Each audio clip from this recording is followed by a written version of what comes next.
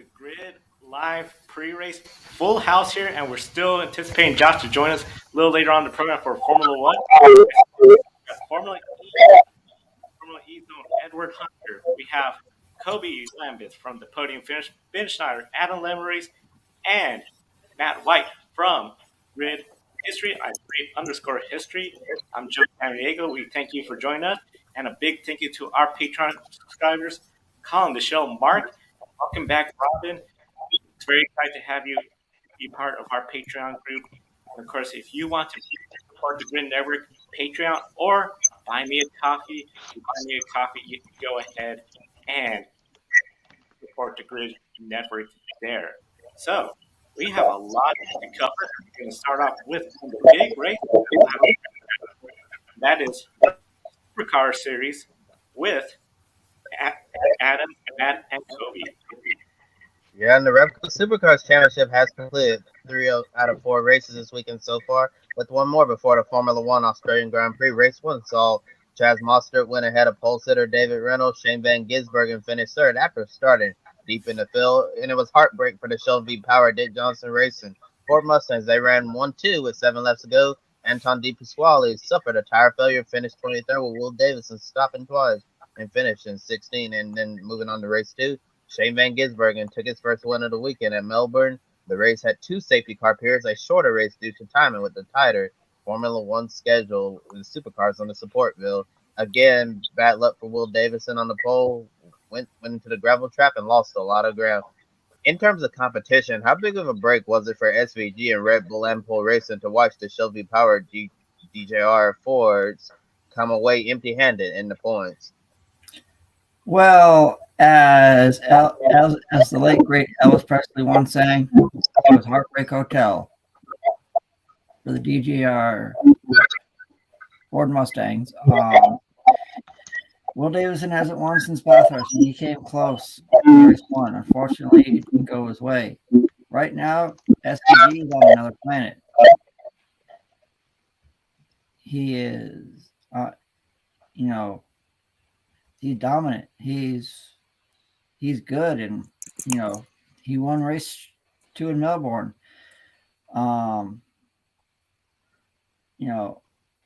Right now, Shane Van Gisbergen is, to me, one of the dominant racers in all of motorsports.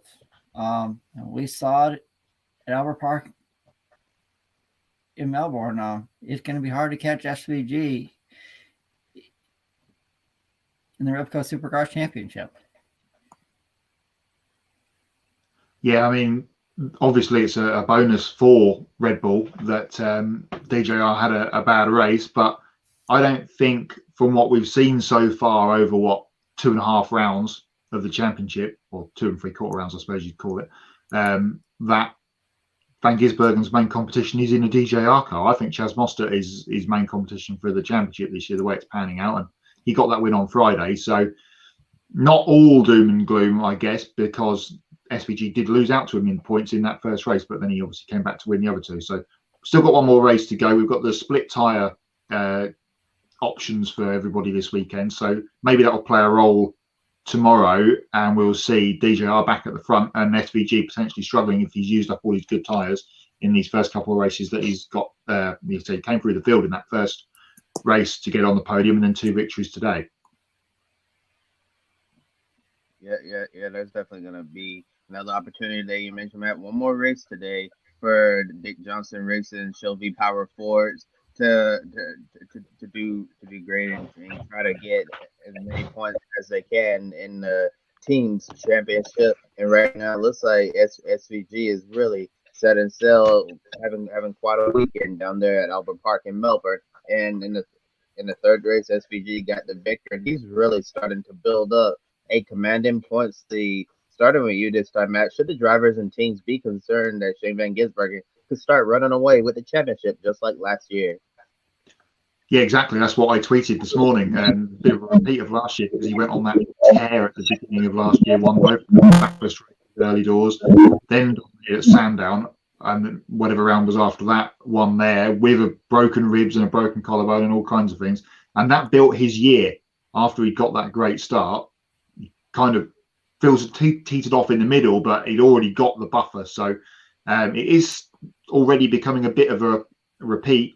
Okay, Mostert's won a couple of races, but it is becoming a bit of a repeat of last season. So DJR will be worried.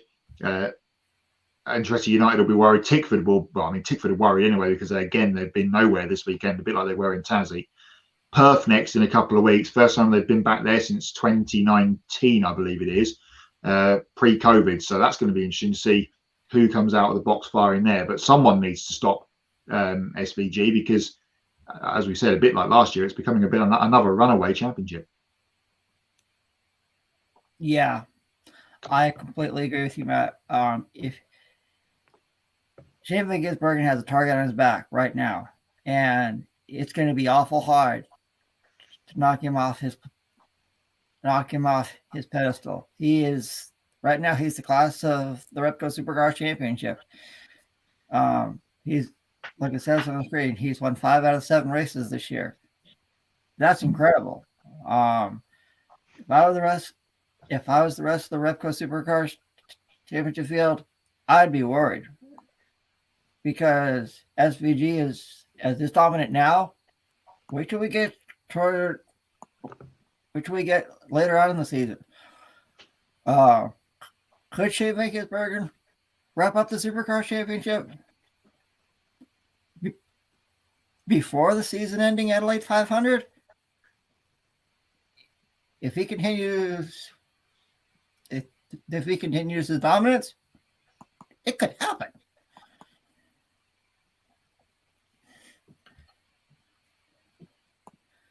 Yeah, very well could happen. When Shane Van Gisbergen could wrap up this championship early, and it would not surprise me if this happened. It's really looking like a repeat of last year, where Shane's just gonna run off to a big lead and maybe won't have a long summer break this year like we had last year for COVID, when the supercars, it seemed like they were off for like 2 or 3 months. I feel like it was forever. And then Van Gisbergen wasn't as dominant, but he was still able to get the job done and did an excellent job points racing. And if Van Gisbergen keeps his up, dominate early on in the season, and then later on he can just focus on points racing, try to wrap it up before the end of the season, and maybe he'll have one hand on the championship before we get to that season ending Adelaide 500, as you mentioned, Adam. Season-ending race at Adelaide, that's going to be very exciting for the Supercar Series when we get to that point. And of course, Adelaide, site of what used to be the Formula One season-ending race. So Formula One, their season just starting up, and we got a lot to talk about with Formula One. The Australian Grand Prix is back after being away since the start of the pandemic. Of course, the infamous "Cash is King" comment during the pandemic that started everything. And then, of course, the pandemic, as we all know how that turned out to be. The Australian Grand Prix, 2020, not there. 2021, not there, but is back. And Charles Leclerc, he is back. He took the pole as the sun was setting. 2 delays for big crashes. We'll get into the crashes a little bit later on. But for Verstappen, Perez, we're right behind Charles Leclerc. Carlos Sainz, 9th place.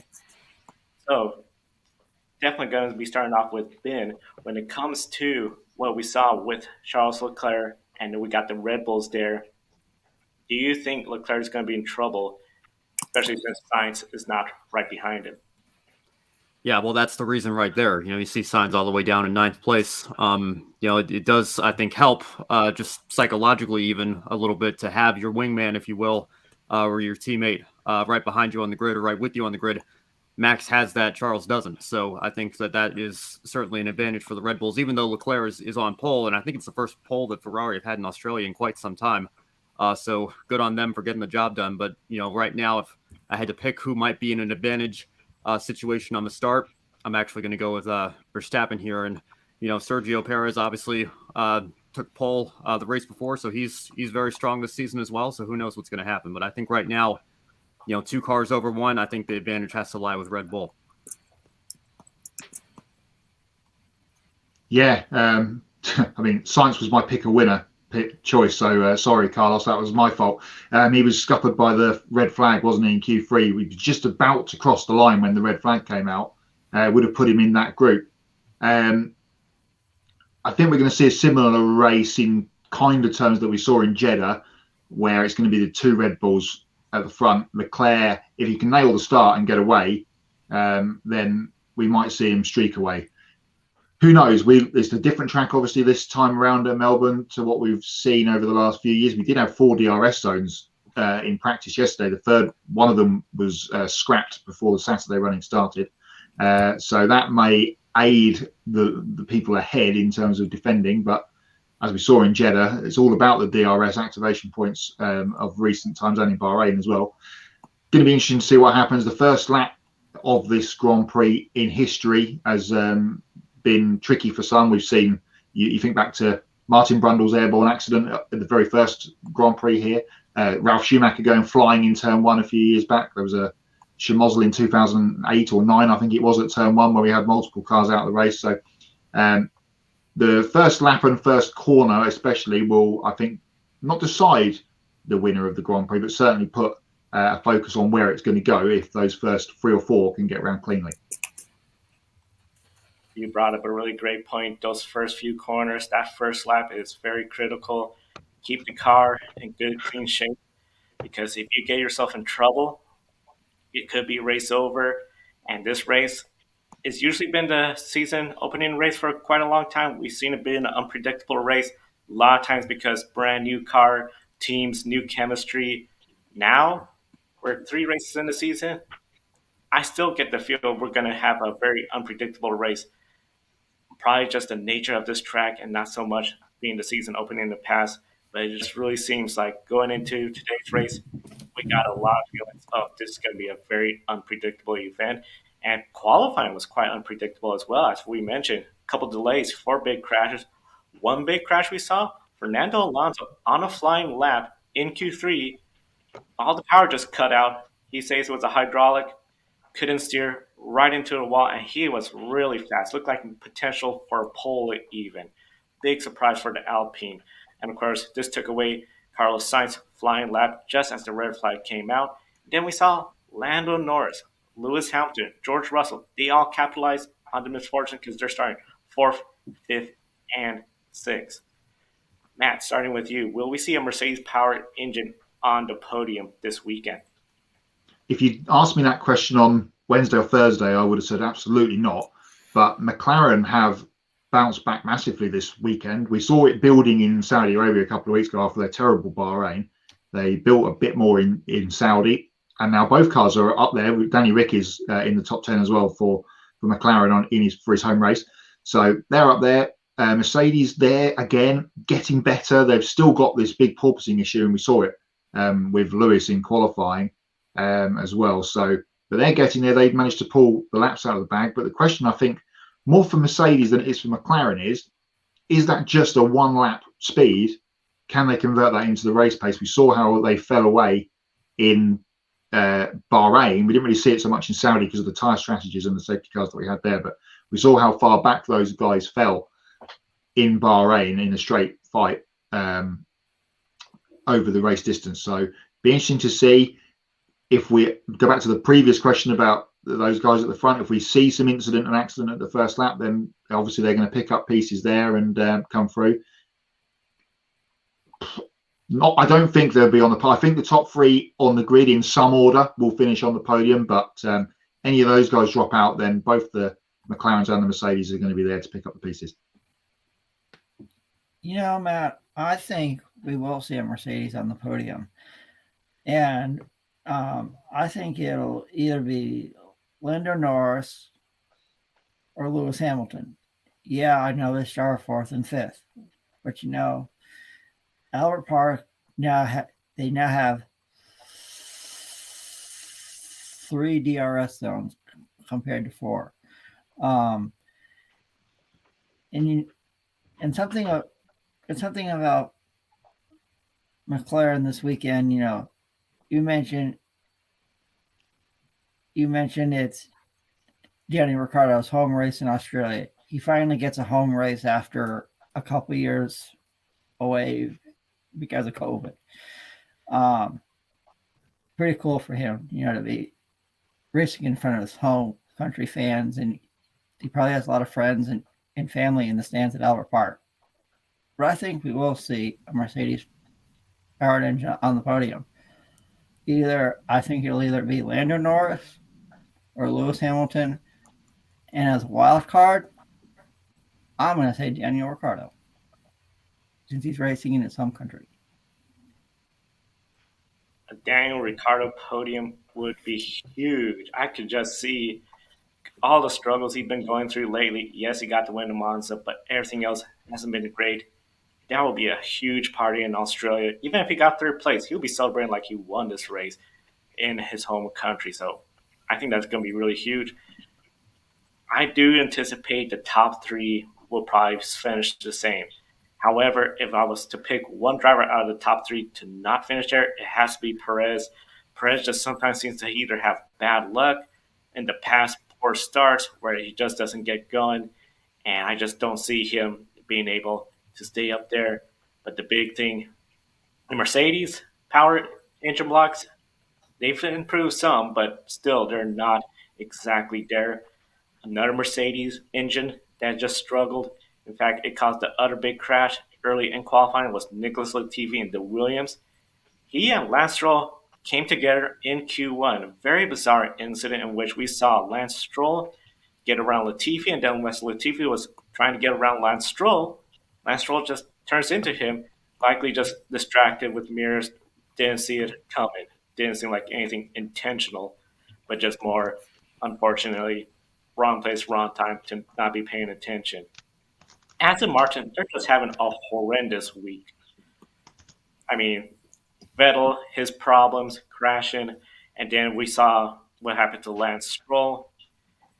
Haas, it seems like maybe their dream start to the season is starting to come to an end, and reality started to sink in as we saw Magnussen not get in out of Q1.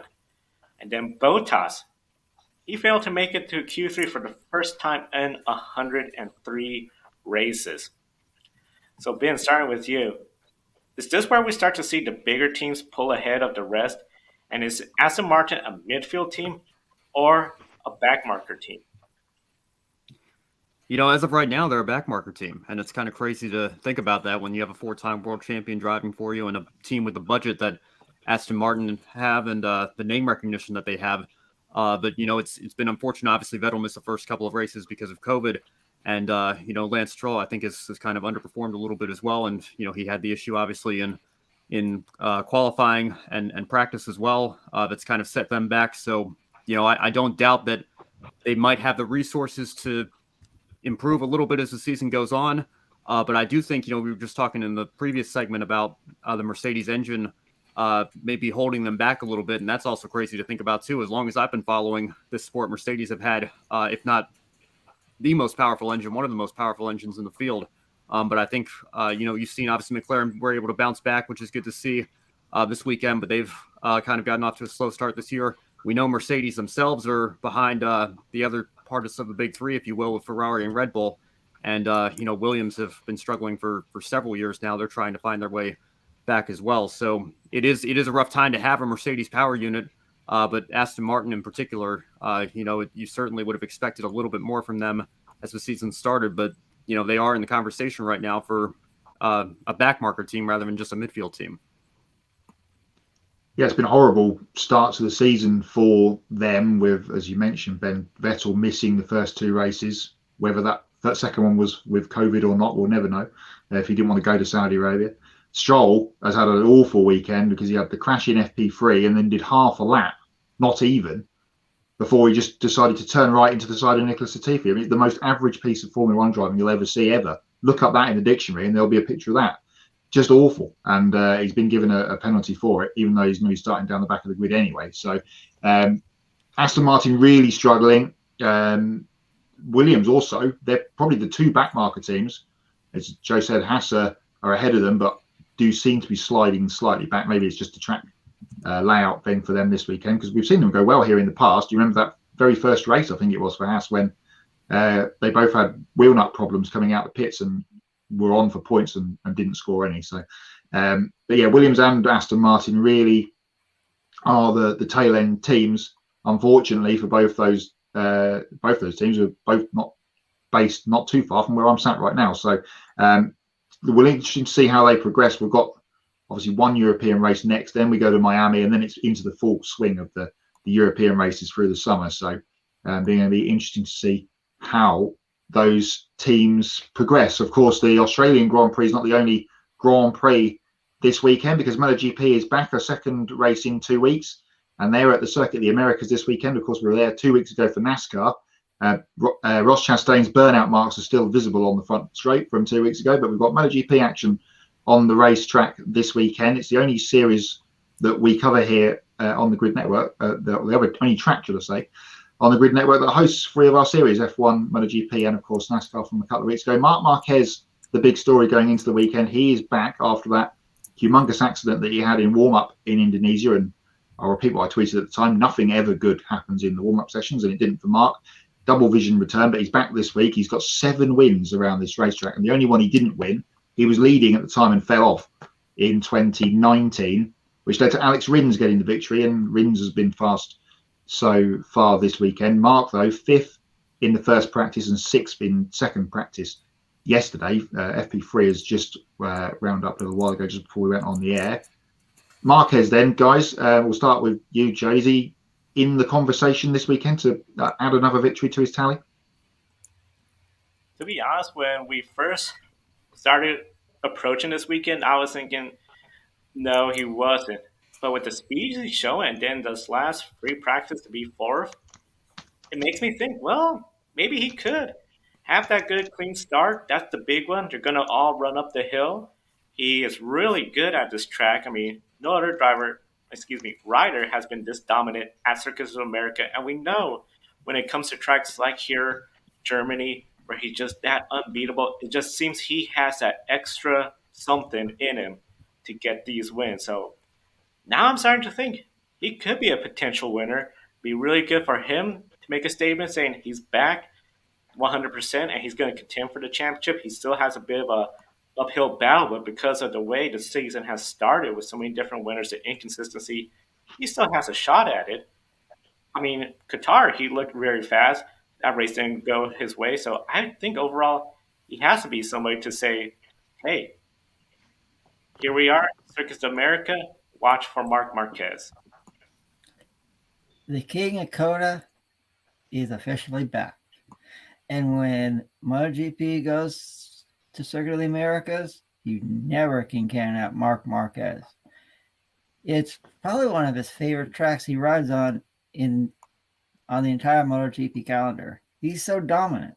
And, after everything that he's been through in 2022, if he were to come out of tomorrow's race with a win, I think that would give him a lot of momentum going through the rest of the season. We all remember the scary high side he had in Indonesia, and he wasn't able to race in Argentina. Well, he's looking good so far in practice. We'll see what happens in qualifying, and if he can have a good qualifying spot, don't count out the King of COTA to get the victory, because he's back. And as Adam mentioned, last week we were in Argentina, and Aprilia got their first MotoGP victory, with Aleix Espargaro getting his first MotoGP victory. Emotional scenes in Parc Fermé and in the paddock last weekend, but it's been a bit of a struggle bus for them so far this weekend. He was 8th and 11th in the practices yesterday. Espargaro comes in as the point leader.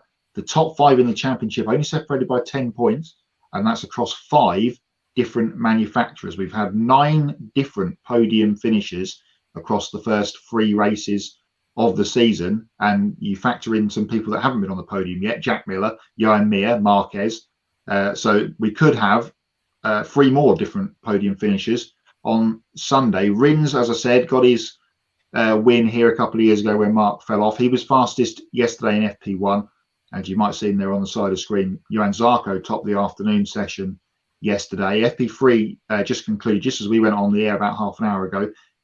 World champion Fabio Quartararo was top of the tree for Yamaha, and Air Bastianini, Qatar winner, and Jack Miller in the top 4, along with Marc Marquez in FP3. But Q1 is going to have some big names in it, and they are the two guys at the top of the championship. Espargaro and Brad Binder are going to be in Q1. So what chances, guys, of those guys getting through into Q2 later on this afternoon? I think we will see Alexis Espargaro and Brad Binder make it out of Q1. If they don't, it'd be a real shock after everything that we've seen so far from both of those riders in 2022.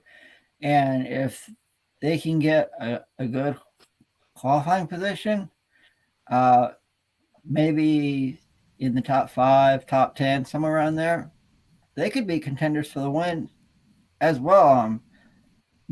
Alexis Espargaro still has a lot of momentum after the win in Argentina, and also it was a win for Aprilia. So I think if Alexis Espargaro and Brad Binder can start in the top 10, I think they can be contenders for the win. When it comes to Alexis Espargaro and Aprilia, I am really wondering if they're going to make it out of Q1 into Q2. Alexis has the experience. They just seem to be missing something today. And to not get into Q2, that's a big, tough break for them.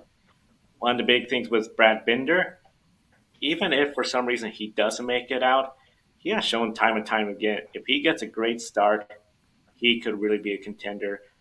He really, I feel, in this race does need to have that great start, though, by getting into Q2. He can't just rely on Q1 being a 12th place, 11th place.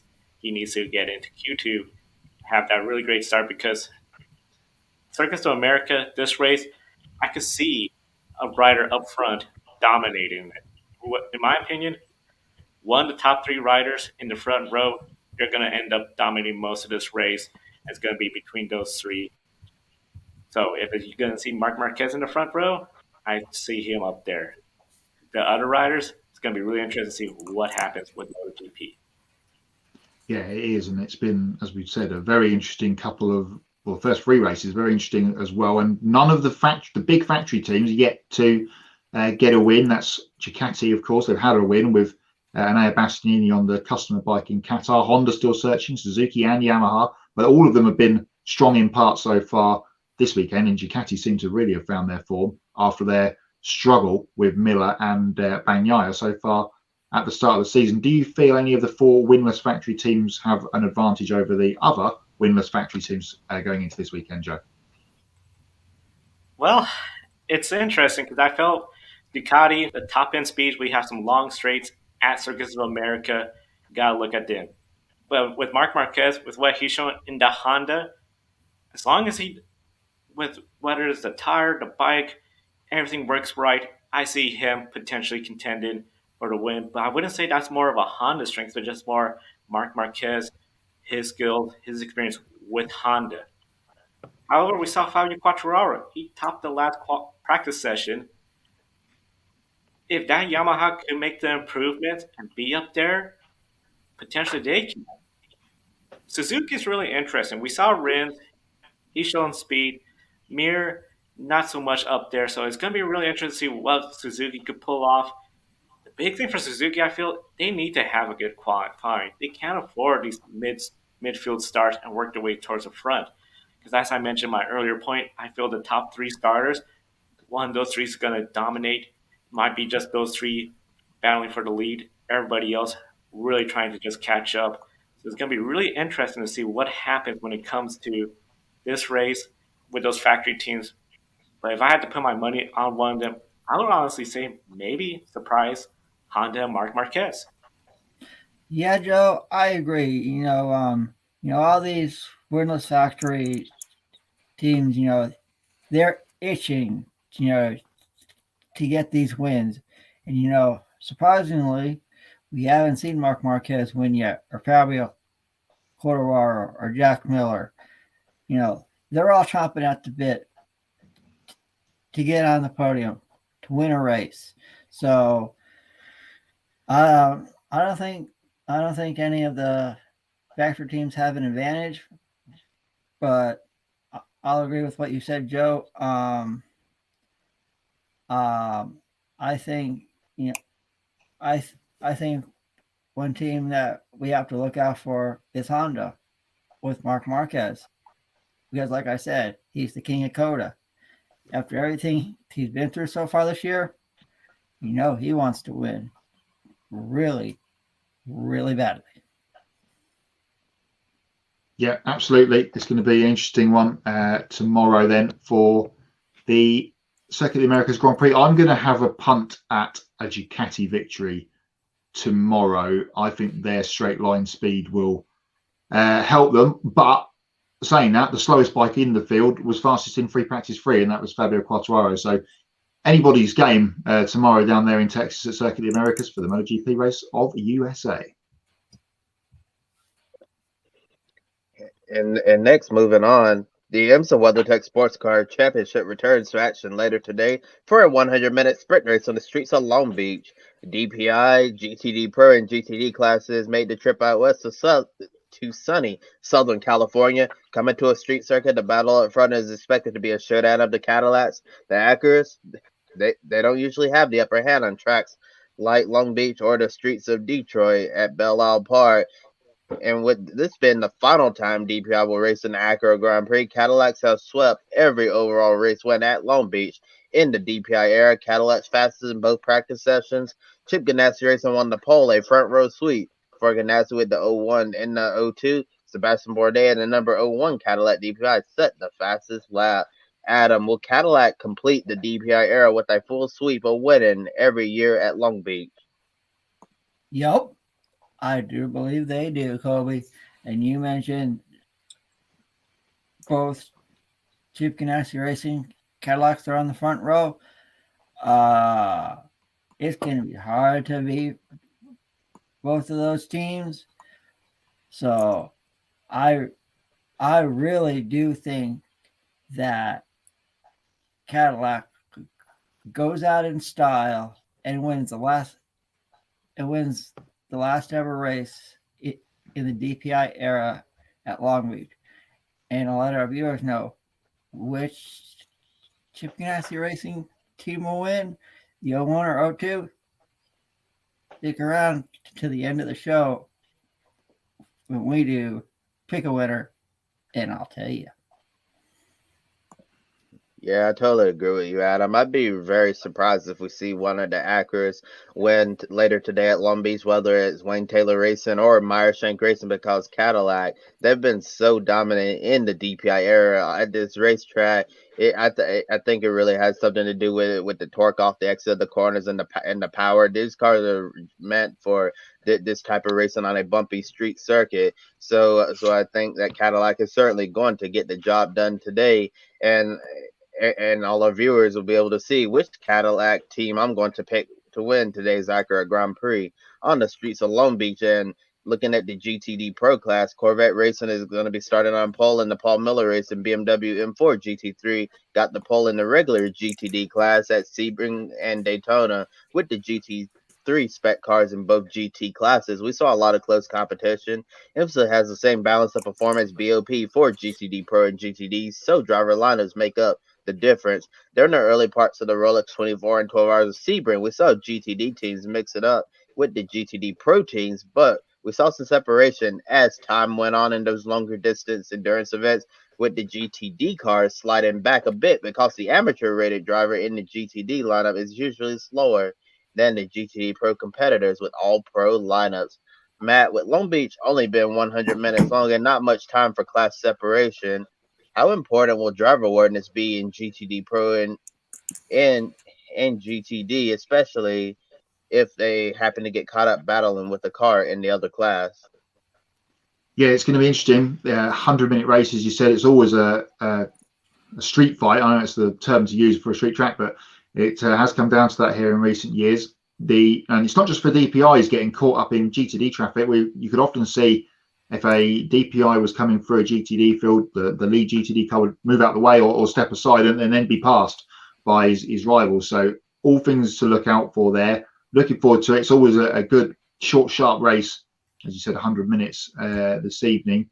The O2 Cadillac, of course, coming off that win at Sebring, 4 weeks ago. The O1 hasn't really had such a good start to the season, but O2 winning last time out and on the front row for this one. And just quickly, while we're here talking about sports cars, we'll talk about the grid ranking coming up shortly with the update for that. But we've been working on it, sports car fans. We've been working on something in the background that you might enjoy. So keep your ears and your eyes peeled to the grid socials over the next couple of weeks, and we might have something in a similar vein coming out for you to look at in the sports car world. And the Long Beach Grand Prix, of course, tonight for IMSA being the next race in that thing that I can't mention, though I've mentioned it and you don't know what it is. But it's coming soon. Don't you worry. It's been a big busy period in spreadsheet land, but we'll have it released for you shortly, and it's very interesting reading indeed.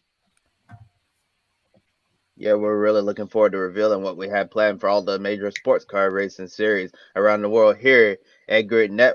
And getting back to the question itself, it's gonna be really interesting to see how those drivers in both GT class are gonna race each other. I know in the past we've had years where the GT3 spec cars were at Long Beach, and years where they were where it was just the old GTE spec cars in the GTLM class, and it would usually be easier for the GTLM cars to pass the GTD cars because they were faster. It was easier to get around them. But with the balance of performance being the exact same, it's definitely going to be different because if you're the leader of GTD, well, let's say if you're in second place in GTD Pro and you're trying to get to the lead of the class, and then you have the leader of the regular GTD class with the pro driver in there, and they're trying to get around you. It's going to be interesting to watch all the drivers to pick and choose their battles, because if you're trying to go for the leading GTD Pro and the GTD leader is right on your tail, you have to wonder, like, what are you doing? Why are you trying to battle me? We're not even racing each other. And I think there'll definitely be bragging rights to see if the GTD cars can try to get by all the GTD Pro cars, and it's definitely going to be a street fight, as you said, Matt. Thank you, Kobe. And now we welcome in our friend Joshua Birch. Good to see you, Josh. Good to see you all too. Hello. Sorry about that.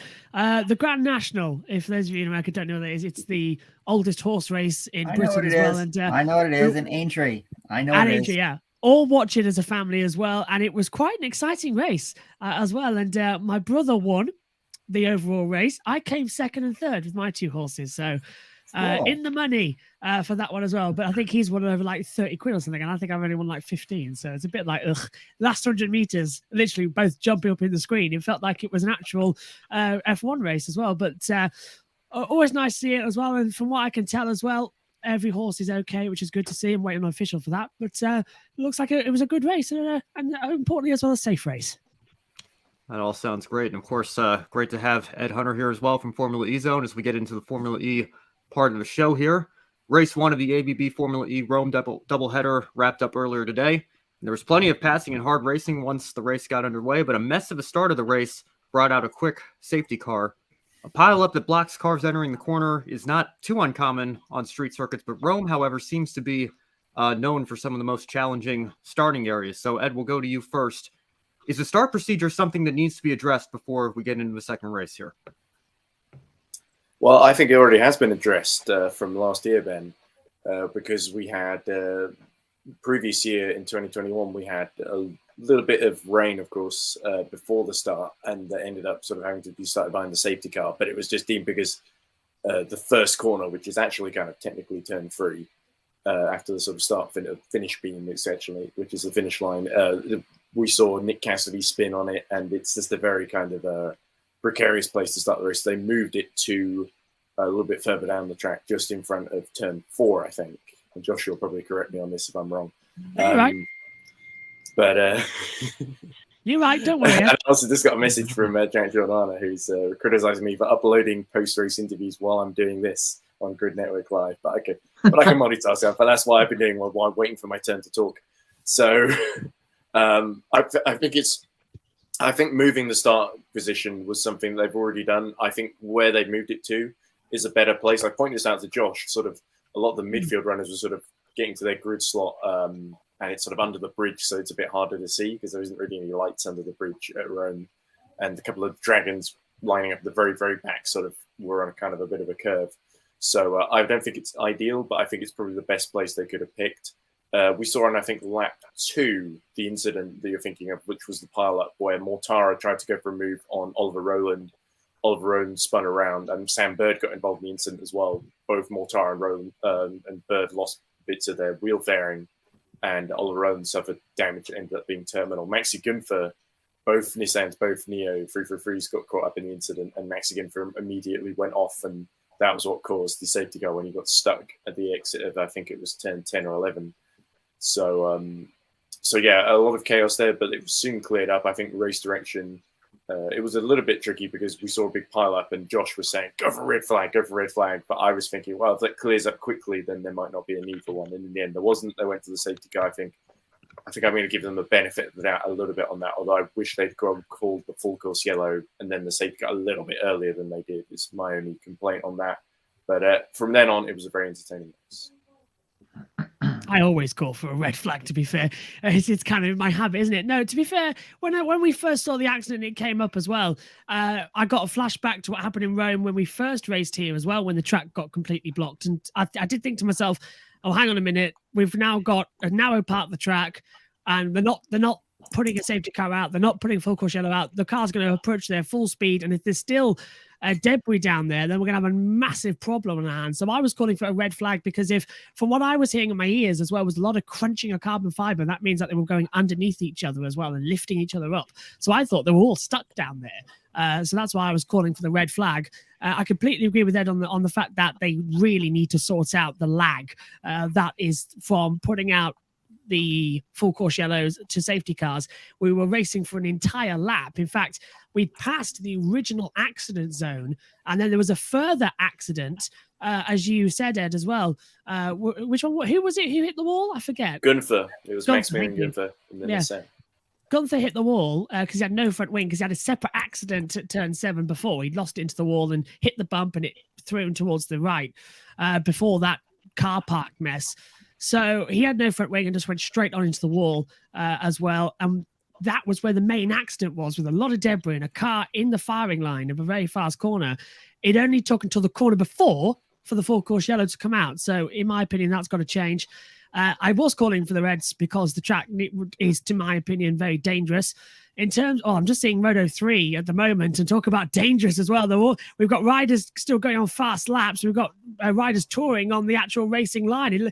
It looks ridiculous right now. It looks like oh my word. We'll get on. We've already talked about MotoGP, and I know I'm going off topic, but I've just seen it in my eyes. And literally 14 bikes going slow at turn 1 and 2 of them flying through on a full lap. Don't know they're there. Almost caused a massive accident. That is ridiculous. Race control is slipping everywhere, it seems, this weekend. Sorry to go off topic, but that's happened right in front of my eyes.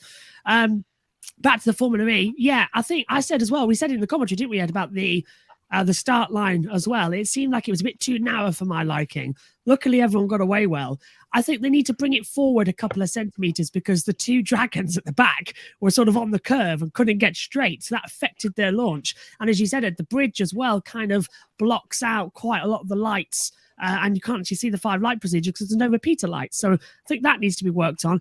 Personally, I don't know what the problem is with Rome. They can't seem to get a straight bit of road to start the race on it. It seems a bit bizarre. Personally, I think they should actually start it where the finish line is. I don't see what the problem is there. There's a long sweeping bit as well where they could put the set of lights. We have it in Monaco. I think that would be a safer area to do the start. I don't like Formula E's attitude that, no, start and finish must be separated. It's very weird and childish of them. But that's one of many Formula E's problems that they've got at the moment. Lack of visibility as well is another, both here in the UK and over there in the States as well. I think everybody was agreed that it was a bit of a surprise that Formula E was on this weekend to many people. I know our viewing figures suffered for it as well because it didn't get advertised enough. In terms of the actual start procedure, we've seen crashes at the start before. I remember Bern as well, that first corner pile up as well. Track designs need to be thought of so that we can have cars going side by side. And after long braking zones, it's not good that in the midst of a heavy braking zone, you've got a massive bump across the track, which the cars take off. Literally, they were flying across it. It just seems a really odd championship. Is it rallying? or is it show jumping, or is it electric Formula One? They can't really make their mind out. It looks like they're going through an identity crisis at the moment. I just want to say real quick, Josh, you're absolutely right about the visibility issue, because, you know, I was surprised and taken aback that race 1 had already wrapped up. And I know here in the States right now it's on CBS Sports Network, which is a kind of a third-tier sports cable channel that was even a level below, I think, where FS1 and NBCSN are, the former of which is still trying to reach the level of ESPN, the latter of which shut down at the beginning of this year. So, you know, the TV deal isn't great here. And on top of that, when you have minimal advertising, it makes it difficult for people to get invested. So that's something that they certainly need to fix here. Obviously, I can't speak too much over to what it's like in the UK. I'll defer to you on that one, but I think that's something that Formula E certainly needs to take a look at what Formula One's done to cause their boom here in the States, and maybe try to replicate that here as well. So after a lackluster start, Mitch Evans came up and took control of the race, the first win of 2022 for him. And every year, Evans seems to be one of the top contenders for the championship, but he's been very inconsistent. Evans started 9th today, worked his way up through the field, got the win. So Josh, we'll go to you first this time. Like what we saw today, can Evans and Jaguar get on a more consistent run of strong race performances? I really hope so, because that has been their problem for a couple of years now as well. They have flash in the pan races where they do really, really well, and then we'll go a couple of races and then they're suddenly right at the back again, or someone will hit the wall. It's sort of like Formula E's magic, where you can have a good weekend one and then a really terrible weekend the next. My opinion is, though, is that we've now had 4 different races. We've had 4... sorry, my mic's cutting out there. Anyway, can you hear me? We've had 4 different races and 4 different winners. And across that, we've now had 4 different leaders of the championship at each race as well. And neither of them are the race winner, apart from the first one when De Vries won. It's bizarre. We've got this really mixed up championship situation, which I'm loving, but I can't work it out. There's no clear front runner. It's like what's happening in Formula One at the moment. Yes, Charles Leclerc is leading the title, but we don't actually know who the front runners are just yet. We haven't worked it out. We won't work it out until we get a couple of races in Europe. Going forward as well, I'm hoping that Mitch Evans can capitalize on a great day today. He's going to be right up there for the group qualifying stages tomorrow. If he can get to the duels, he can have another better one. But as Ed's about to say to you, as well as I'm going to have to switch over to my headset, as Ed's about to say to you as well, qualifying for Jaguar isn't always that great, is it, Ed? Well, you're not wrong there, Joshua. It certainly was a tricky qualifying for Jaguar, especially Sam Bird down in 13th. He was bemoaning it in the post-race interview that Jack Pickering did, that it's literally just gone on the YouTube channel during this broadcast. I guess what I've been doing. But Sam Bird talked about how, and basically he was angry at Sebastian Buemi, who he felt aggrieved towards, who held him up on one of his fastest laps. And Mitch Evans, too, had a little bit of trouble getting the fast lap in. So the Jaguars said we had really good pace around Rome. We weren't able to really use it in qualifying, and that's why we had to make up so much ground in the race. And Mitch Evans, we saw it immediately, actually, at the start. He said in the script that Mitch Evans had a lackluster start. I thought he did brilliant because he started 9th, got ahead of both Porsche cars. You remember won so dominantly in Mexico. And from then on, he was making moves. He was finding gaps to go into attack mode, going in at exactly the right moments and taking advantage when everyone else had already kind of used theirs. And that was why right at the end, he came out of nowhere and was fighting with Frines, was fighting with Van Dorn, was able to sneak up on the both of them, overcome them, and then pull away to the tune of about 8 or 9 seconds by the end. So certainly that was great. And Sam Bird, I think, like I said, caught up in the incident at the very beginning and then sort of was on the back foot. And it was quite funny. Towards the end, he was behind Mortara, who had a 5-second penalty at the end of the race, but he was still like so eager to get past Ido Mortara, and then was even challenging Verne at the very, very end. So there was certainly some very, very tough racing, and it was good to see Jaguar come out. I would disagree a little bit about what Josh said about the competitive, because the whole point of this new qualifying format was to sort of try and find try and make things feel a bit less random. And the problem with Formula E is that it's so competitive, especially season 8. We're in the last season of this current rules cycle. So a lot of the teams that were behind in previous season have started to catch up, apart from maybe Dragon and Neo, who've still got a little bit of, they were still a little bit behind last season. There's been a bit of carryover there. So, but yeah, certainly we've got like the other 7 or 8 teams all very, very close to one another, and with some brilliant drivers there as well. It's no surprise really to me that it's been so up and down.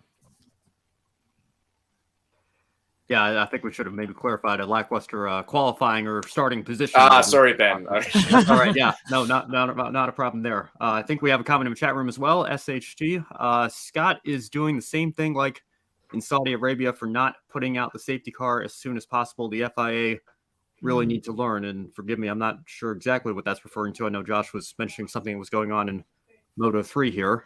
That's Formula E. He's talking about Formula E, I think. Talking about Formula E. Okay. Josh, actually, yeah, if you want to take it, yeah. on that, sure. Yeah, go ahead. Yeah, I'll take it. So in Saudi Arabia, in the second race of the year, we had a car stop out on the track in a very difficult part. It was down the sand dune section as well. So it's a fast sweeping of S's, completely lined with barriers, and it's blind corners as well. Now, a rogue marshal, I shouldn't say that because I know I'll probably get a slap on the wrist from the FIA, but a rogue marshal took a tractor out onto the circuit, and it took them so long to move the car that we lost about 15 minutes of the race, and they cancelled the added time. And it took so long as well in making a decision that Scott Elkin left the car there and the tractor on the track under full course yellow and only put the safety car out at the last possible second. And then he completely changed the rules again to where the added time, if it was in the last 5 minutes and the safety car comes out, the added time is cancelled. You didn't know that. I didn't know that. And I don't think the drivers knew that either. So we had this really strange end to the race where they all crossed the line when the time hit 0 and the checker flag was there. And everyone was predicting another 5-10 minutes. So it was Scott Elkin again, not following the rules identically to what they laid out to. Where have we had that before? But here today as well, it's another example of how the safety car doesn't get used unless it's a death situation. And that's not right. If there is a danger to the drivers or the marshals or the fans, you put the safety car out. You don't wait for the field to get 2 corners before. So, yeah, I completely agree that Scott Elkin, the race director for Formula E, is doing exactly the same thing. I think Ed, though, might have something because I heard him giggling in the background. Oh, no, I was thinking about something completely different. Sorry if my computer is missing. I'm trying to render out a video at the moment. I sort of feel like it's okay to say that, but then you can't turn around and moan about the safety car coming out and interrupting the racing for a minor incident subsequently. So you have to be consistent. That's what the full course yellow is for. Oh, exactly, yes. And they initially went full course yellow and then safety car. So yeah, but if we've got a car in the wall, if we've got a car in the wall and all that, if we've got a car in the wall and the field are hurtling down towards it at the exit of a blind corner, that is the case for the safety car, even if we have a red flag. Because that tyre barrier could have been damaged for all we know. It probably is damaged. If another car went in there, it could have caused a serious problem. One of the drivers could have broken their leg. Yeah, well, it certainly is a good thing we have the recovery vehicles in Rome.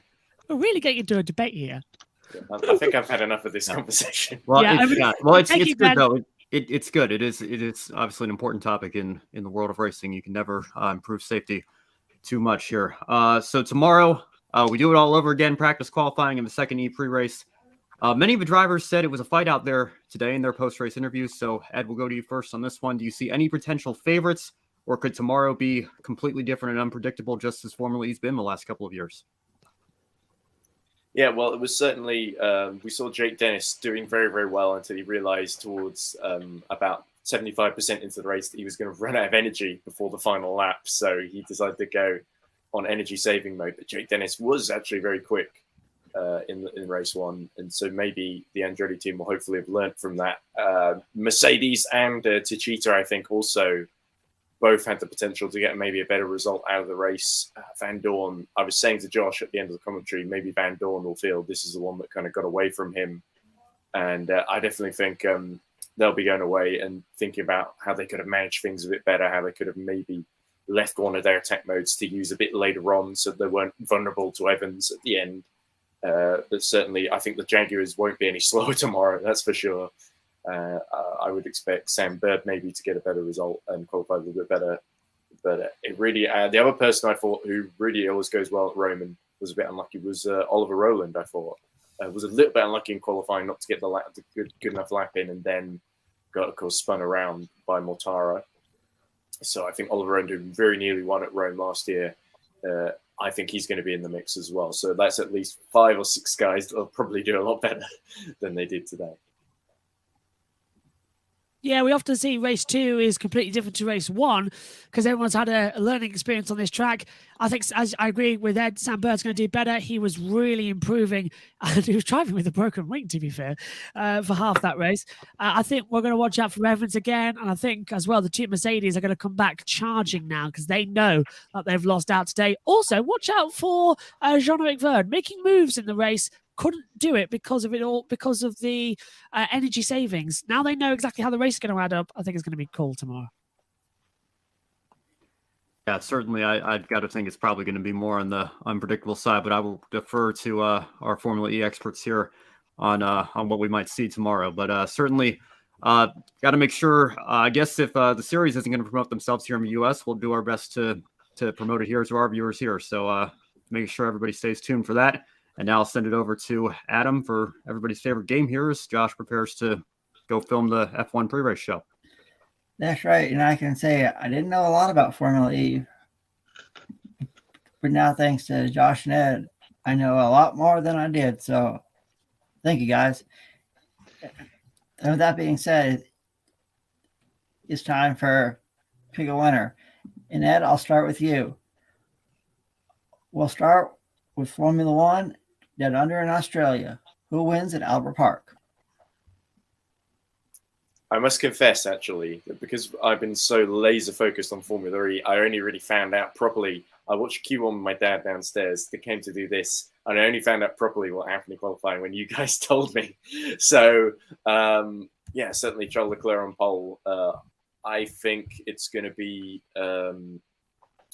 I think it's going to be a Ferrari victory. I think it's going to be Charles Leclerc. I don't quite see him losing it from pole, but I think Max Verstappen's going to put up an awful lot of a fight.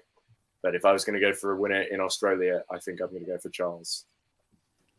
All right, and we'll come over to Rome, Italy for the second Formula E race. Who wins in that iconic city? All right, put me on the spot again. Okay. Formula E, Ed. Yeah, I know exactly. This is a much harder question because we haven't had qualifying yet for race 2. So I'm probably going to be extremely wrong on this, but I think it's going to be. I think Oliver Rowland. I've said that on the Formula E Zone show pre-weekend. I went for Freins in race 1, didn't quite work out. I'm going to go for Rowland this one. Also probably won't work out, but it's probably, given how unlucky he was in the race today and he just didn't go very far. I think we haven't seen the best of him. So I certainly expect him to have a better race. Is he going to win it?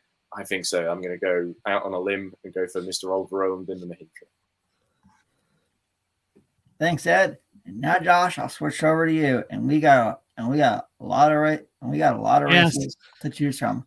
So I'll start with you. Who wins Formula One down under in Australia? I think it's going to be Charles Leclerc. I can't see Verstappen having the long run pace. He was struggling on the C5 tyres in practice as well. He didn't really get a good long run, kept getting held up. Leclerc's just had, in my opinion, what looks to be the perfect weekend as well. I think actually Lando Norris could even challenge for a win. McLaren seems to be going really rare here as well. So I think Leclerc's going to win definitely for Formula One tomorrow. Watch out for Norris. Even watch out for Alonso for a possible podium as well. That car was quick. He should have got pole position before his crash. In MotoGP, as I know we're short on time, in MotoGP as well, we're just about to have qualifying. The king of the ring, well, Marc Marquez riding with injury, but he's done more than here before. He won here with injury last year. So I think Marc Marquez stands a very good chance of winning tomorrow. He's been on form in practice as well. So I'm going Marc Marquez. Don't go against him here at COTA. Going on Formula E, I think Jean-Eric Verne's going to win tomorrow as well. I've just got this feeling about him. He was looking really strong at the end of that race as well. For the NASCAR race as well, I'm going to stick with Ryan Blaney. I'm going to have to for this weekend because I keep cursing him. So I want that curse to go this weekend. And for IndyCar as well, at Long Beach, I'm going to go for Pato O'Ward as well because I think he deserves some good luck after what happened in Long Beach last time out just 6 months ago. I think that's everything covered on Racing Series, unless I've missed one in what I'm covering. No, you're all good, Josh. Fantastic. And what is this with the Brady bunch up here? I feel lonely on the bottom square. Oh, you got it all to yourself because you turned up late, Josh. Yeah, that's true. Yeah. And yeah, right. I'll go. Who's hosting next? We've got questions in the chat room. Oh, yeah, we do have some questions in the chat room if that can be displayed on the screen. So SHT says, so what happens with Mortara and Dennis race positions after their time penalty? So Ed, Josh, if any one of you want to take a stab at that one? Yeah, well, Mortara got penalised for crashing into Roland at the start, and that was why a bit of his wheel fairing was missing. So he had the 5-second penalty, I believe. If I am correct, that dropped him down to 8th. Yeah. So he's still got points. Mortara's still leading the championship by Van Dorn by 3 points. So it's 49, 46, 42 for Mortara, Van Dorn, Freins, our top 3. But in the race, of course, he finished just behind Sam Bird on the road in 6th, but loses 2 positions. I think Da Costa got ahead of him, certainly.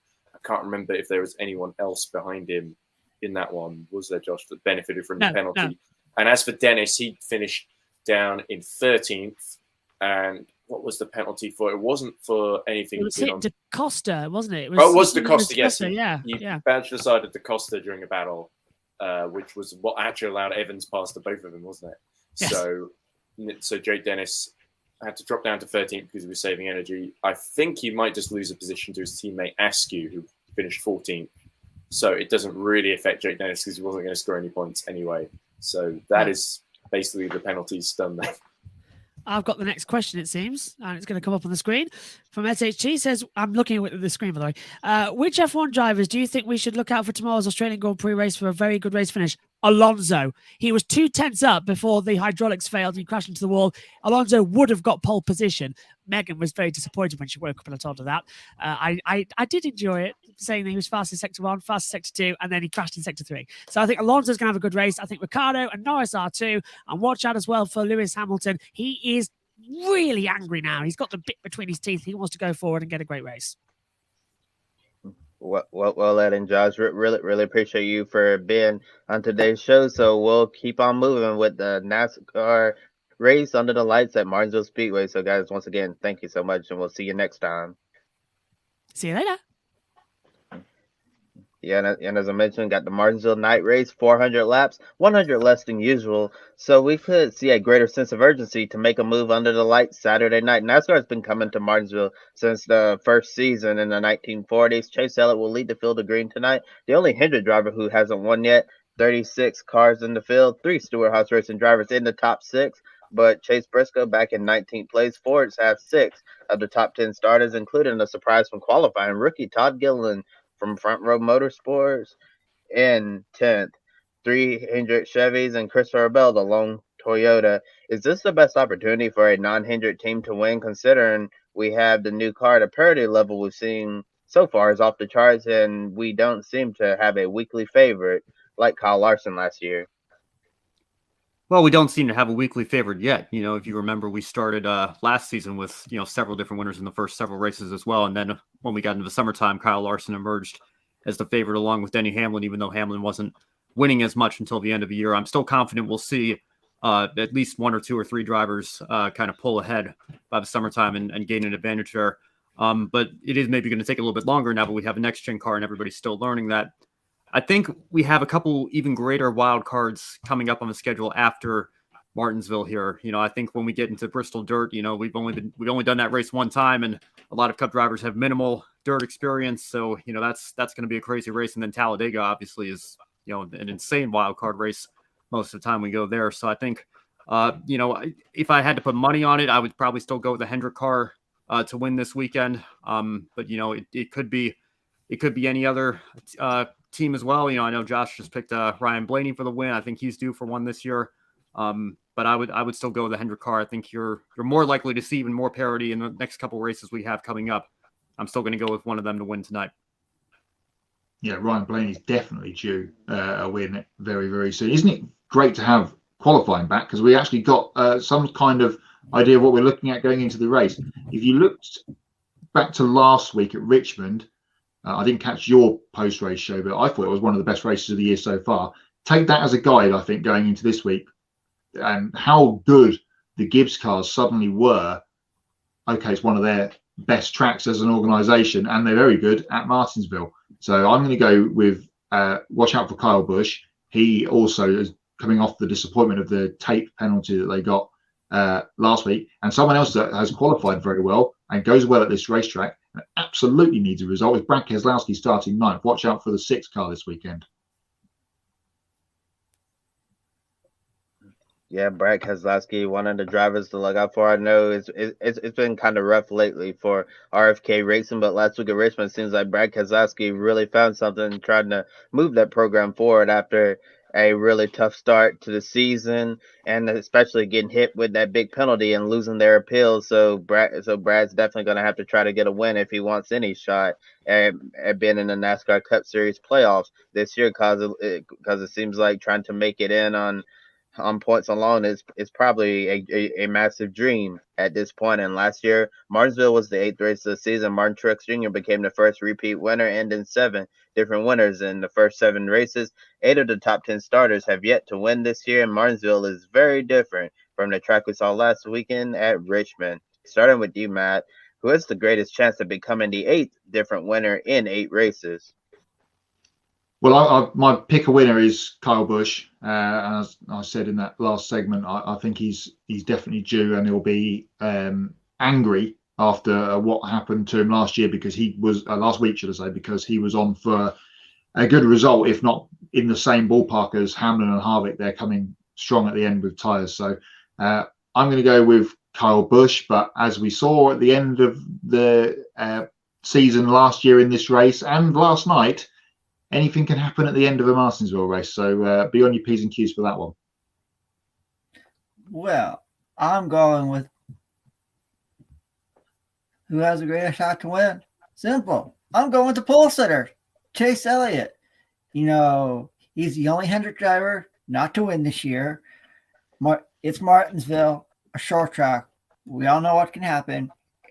And if you didn't see any of the action from the Xfinity race last night, I highly recommend you go and find a way to watch, because there's a lot of beating and banging in that race, especially what happened between the fight on pit road with Ty Gibbs and Sam Mayer. But I think tonight,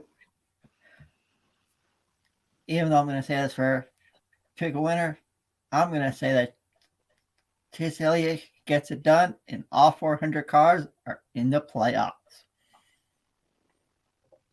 And I guess during this segment, we're all going to just give our pick of winners away. And going back to what happened in the Xfinity race last night, Ben and Brandon definitely have a lot to talk about on Grit Live Encore, breaking down the little incident between Ty Gibbs and Sam Mayer. You know, short track tempers. That's what happened when you come to places like Martinsville. And I think Kevin Harvick, after seeing how he ran last week at Richmond and in the closing stages, I think he has the best chance of becoming the 8th different winner in 8 races. And I think I alluded to this on last week's Grid Live wrap-up show, that we don't see Kevin Harvick up front contending for the win like we used to in the past. So, but it really seems like that Stewart-Haas Racing is really putting their program together and coming back towards the front on a more regular basis.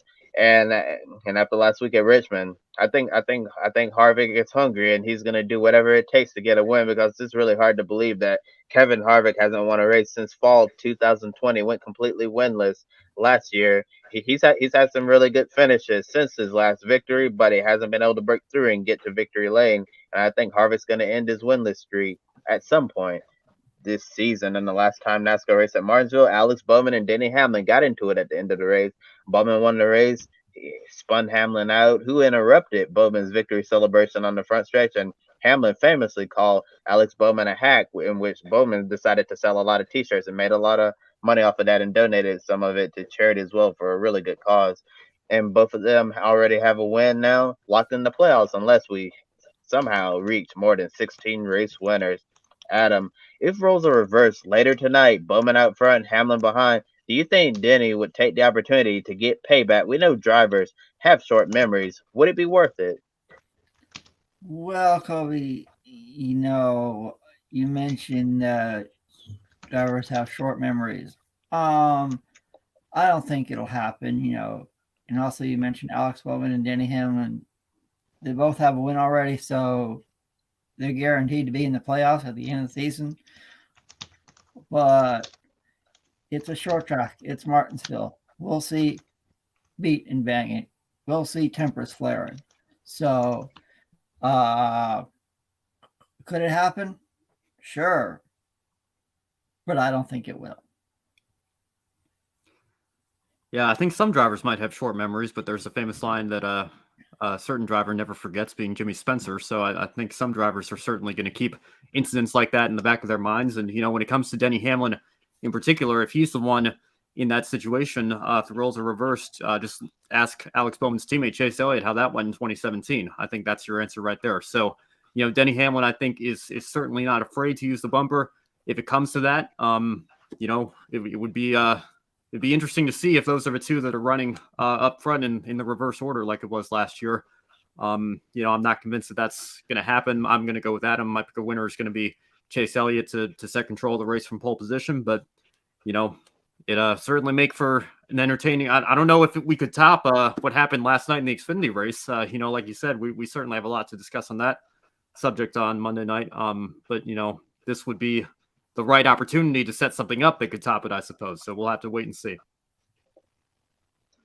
Yeah, I'm sure NASCAR would like to see an encore of what happened last night in the Xfinity race and tonight's Cup race, but hopefully we don't have a NASCAR official who gets stretchered off or, a lot of other crazy stuff going on. But I don't really think it's worth it if for Denny Hamlin to get payback on Alex Bowman. Both of them already locked in the playoffs for now, assuming we don't get more than 16 winners. So there's no point to reignite that little rivalry that happened last time at Martinsville. But it would be interesting to see if we come to the white flag and Bowman's leading and Hamlin's behind. I'm sure at that point Hamlin will think about what happened last fall at Martinsville, and if he has the opportunity to move Bowman, I think he would. But any driver, if they can get to your bumper on the last lap at Martinsville going into 3 and 4, I think any driver, not just Bowman or Hamlin, they're going to be willing to use it. And Martinsville, 100 less laps this time, only 400 lap race. As I mentioned in the beginning of the segment, I think we're going to see a greater sense of urgency because you're not going to have the extra 100 laps just a longer, just log laps. You just try to settle into a rhythm and miss all of the incidents we typically see towards the closing stages of these short track races at Martinsville Speedway. So I think it's going to be an interesting race. It should be an interesting race. Now, one race, of course, that's going to be very much of big interest is going to be the NTT IndyCar Series in sunny California for the ACURA Grand Prix of Long Beach. Scott McLaughlin, he leads the grid ranking entering this weekend, and of course the NTT IndyCar Series Points Championship. He is looking to make it 3 podiums in a row this weekend. And McLaughlin, he was just 1 corner away from making it 2 wins in a row. He could be talking about trying to make it 3 in a row. In the last practice session that wrapped up not too long ago, McLaughlin was the 8th fastest in the last practice session. Matt, will Scott McLaughlin finish in the top 3? And do you think he'll maintain the grid ranking lead?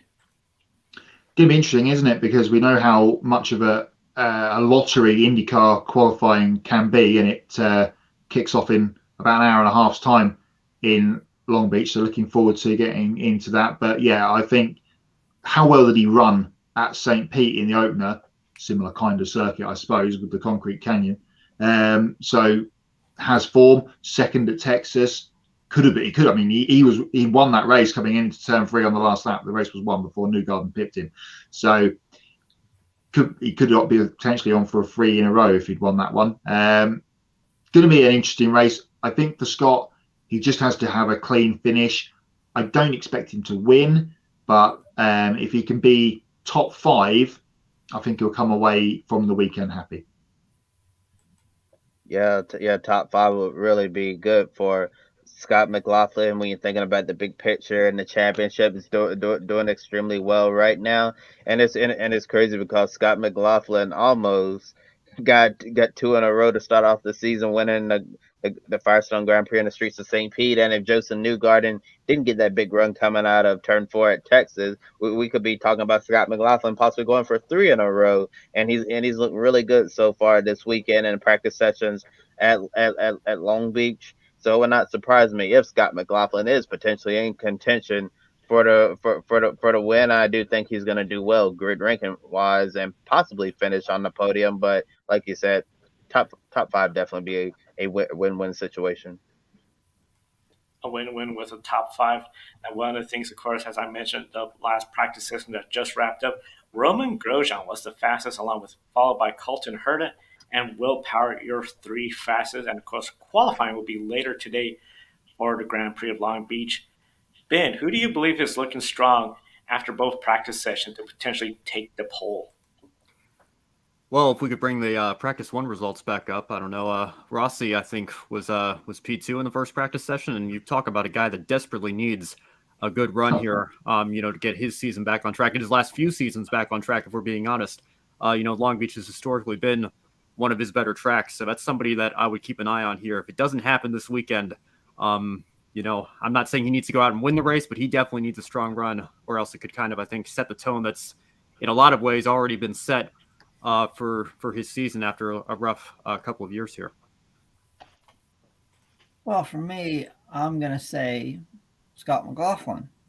And you guys mentioned he could have 2 wins in a row right now. But that last lap pass by Justin Newgarden prevented that.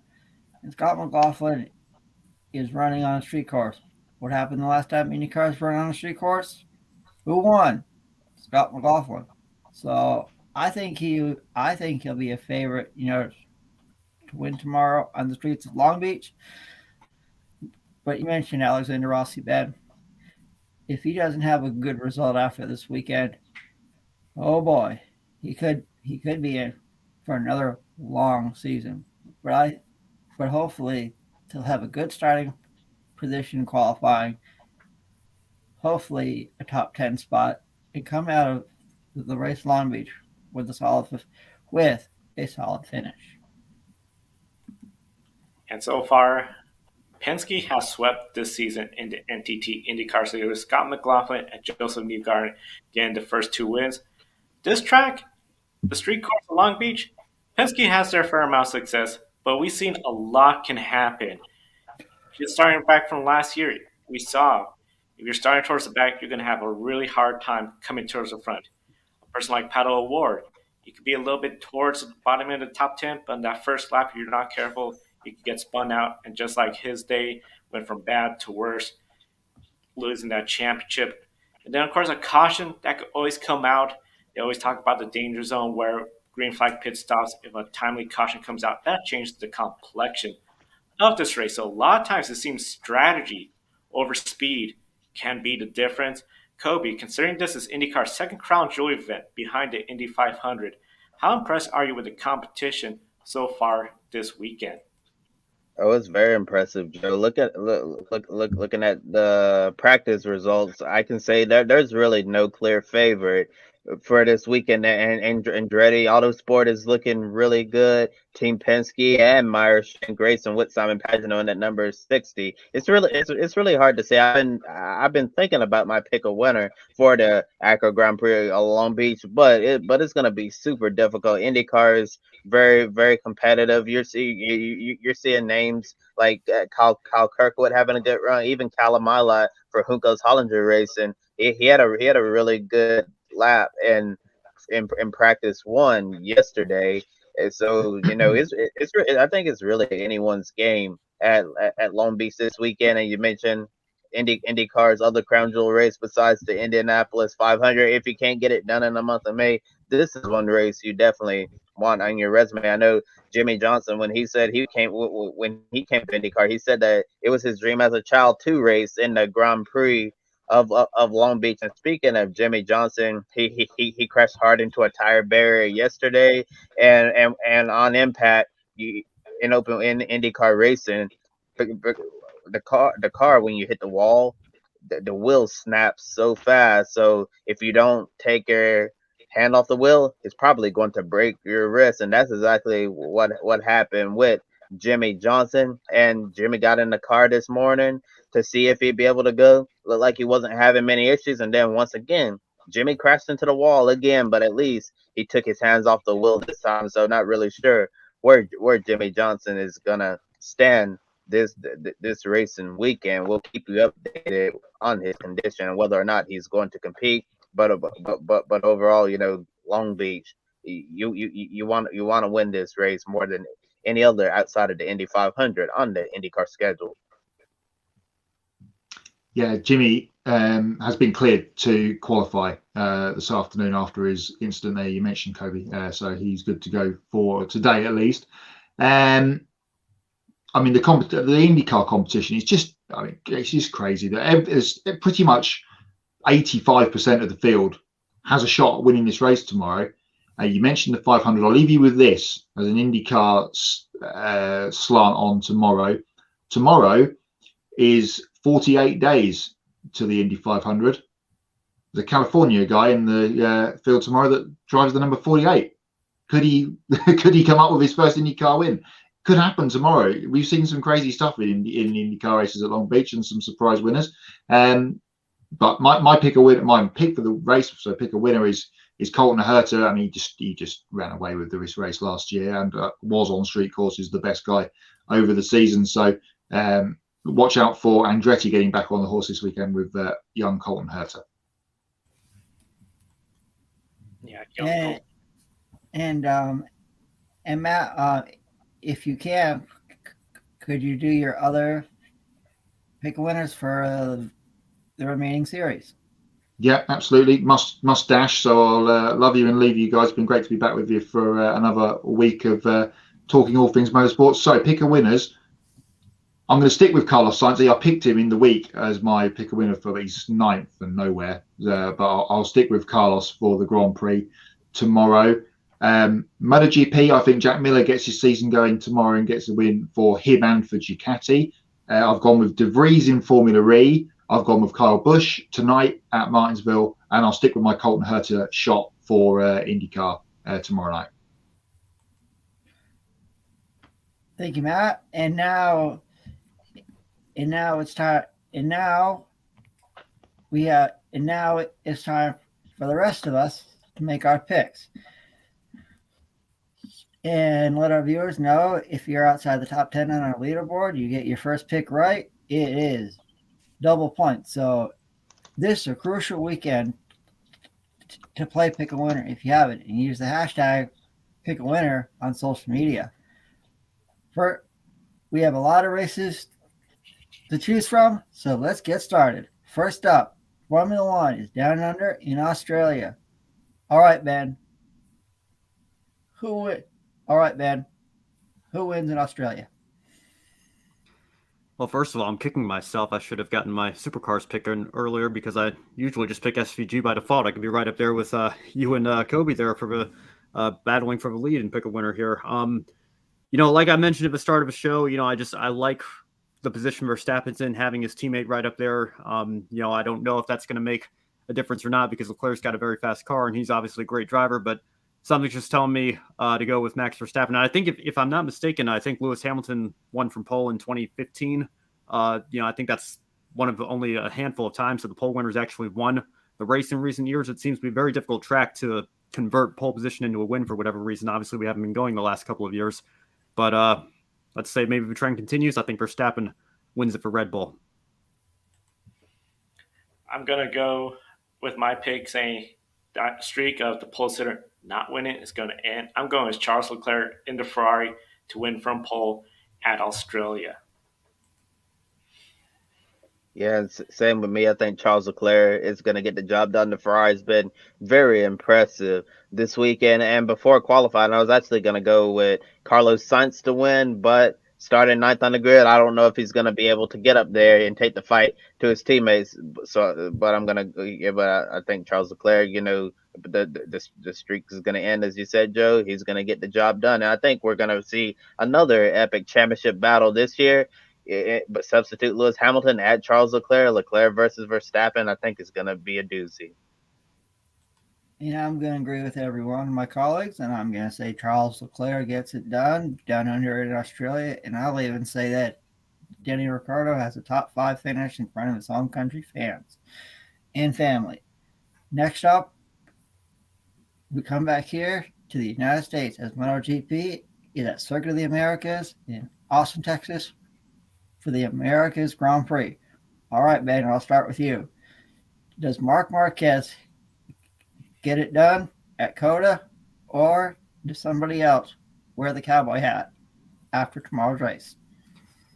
You know, I made that mistake last year, Adam. Marc Marquez was, I think, in a lot of people's minds, not 100%. He won at COTA anyway. That was the weekend that I picked Jennifer Jo Cobb to win the truck race at Talladega, though. So that was a really bad week for me, generally speaking there. But I am going to go with Marc Marquez. I'm not going to make the same mistake again. Of course, that means I probably jinxed him for this weekend, and he won't win the race now. But I don't want to make the same mistake twice, and I'd be kicking myself if Marquez does go on to win. I know it's one of his best tracks, and he proved me wrong last year. I'm not going to let that happen again. If anybody can do it in his situation, it's somebody like him. So Marc Marquez wins MotoGP. I believe I have to go with Marc Marquez as well. Just the fact he has won almost every time here. Alex Rin, the other rider, I just don't feel that Suzuki is at the full strength. And then just seeing the practices, I just really don't see anybody that could be consistent enough to be up front all the time, because we had different practice leaders. But Marc Marquez is always there, so I'm going with Marc Marquez to pull off a huge win in Texas. And I just want to say it's really nice that MotoGP is going to be on big NBC tomorrow. So a really busy day for NBC Sports with MotoGP coming on just after 1, and then followed by the IndyCar ACURA Grand Prix of Long Beach. So really excited to actually be able to watch MotoGP live, which I don't get to do very often. And as for my pickle winner, Mr. COTA himself, Marc Marquez, I expect him to get the job done. Once again, I'm going to agree with all my colleagues, and I'm going to say the king of COTA, Marc Marquez, gets it done and wears the cowboy hat and celebrates a huge victory for him. And now we switch over to the sunny Southern California, where IMSA is at the Grand Prix of Long Beach. All right, Ben, I'll start with you. Who wins? I think it's going to be one of the Ganassi cars. It's probably just a coin flip. I think the Cadillac streak continues, and I'll just say the 01 car. So that's going to be my pick for IMSA. For IMSA, Bourdais, he has experience there, got the pole. I think you're going to see them take the win at Long Beach. And the number 02 Cadillac, as I believe it was Matt who mentioned, they won the last time out at the 12 Hours of Sebring, while the 01's been really struggling to get their season going on a high note. So after the 02 really got off to a great start, I think it's time that the 01 will kick into gear. Thanks to Sebastian Bourdais, Ringer van der Zande, they're gonna win today's 100-minute sprint race on the streets of Long Beach in the 01 Ganassi Cadillac. Is it me, or is there an echo in here? Because once again, I'm agreeing with all my colleagues, and I'm going to say Sebastian Bourdais gets it done in the 01 Chip Ganassi Racing Cadillac. And now switching over to the iconic city of Rome, Italy, for Formula E, who has race number 2 tomorrow morning. All right, Ben, I'll start with you once again. Who wins?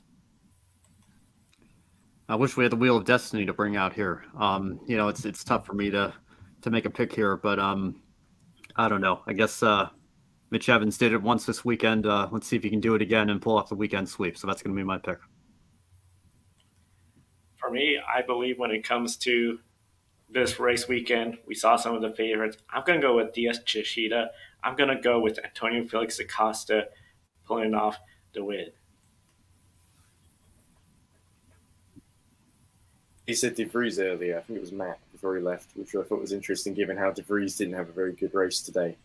My pick, I'm going to stick with what I said earlier, just to reiterate, in case someone wasn't paying attention. Oliver Rowland, because I think Oliver Rowland was incredibly quick around Rome. Nearly got pole last year, was leading the race last year, and then just consumed. Then there was a safety car infraction, and he basically got penalised, and that scuppered the whole thing. But I think after the disappointment of yesterday, he's going to put it behind him, and I think he's going to soar to victory around the streets of Rome for Mahindra, which I think would be a very popular victory indeed, because he's a very popular young lad overall. And Joe went excuse me. Joe went with one DS Techeetah driver, Antonio Felix da Costa, and I'm gonna go with the other, John Eric Berg. Wow, Scott. I wish we had the Wheel of Destiny as well, like you said, Ben. But I'll say Jean-Eric Ferrari wins in Rome, Italy, as well. And now switching back over here to the United States, NASCAR is at the historic paperclip known as Martinsville Speedway under the lights tonight for a 400 lap race. All right, Ben. Who wins and gets that beautiful, historic grandfather clock? It's been a long time since Chase Elliott took victory on an oval, but I think that streak comes to an end tonight. He couldn't be starting in a better position to get it done. And like I said, I think Hendrick certainly have a little bit of an edge on everybody right now, so I'm going to stick with Chase Elliott, pick him as the winner tonight. I'm going to go with a Ford driver. I'm going with Joey Logano. He knows how to win here. He's not afraid to get physical, and I think this is going to be a very physical race tonight under the lights. Happy is back. Kevin Harvick's gonna win under the lights of Martinsville. I'm agreeing with Ben.